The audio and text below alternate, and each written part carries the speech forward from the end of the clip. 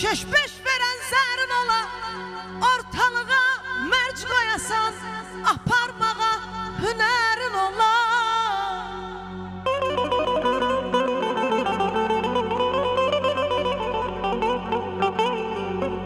Söz yığasan demək üçün, dost tapasan kömək üçün. Söz yığasan demək üçün, dost tapasan kömək üçün.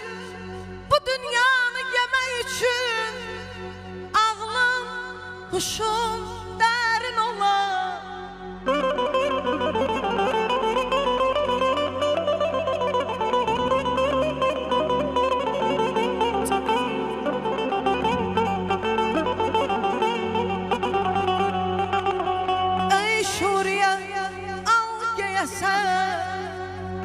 Yaman göze gelmeyesen,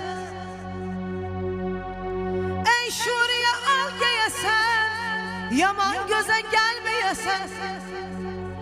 Bir deyene beş deyesen, bir deyene beş deyesen, arkada bir lamya hanım kiminlerin ola.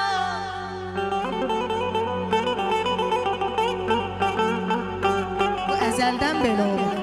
Her zaman yanımda olur. İller, iller var burada.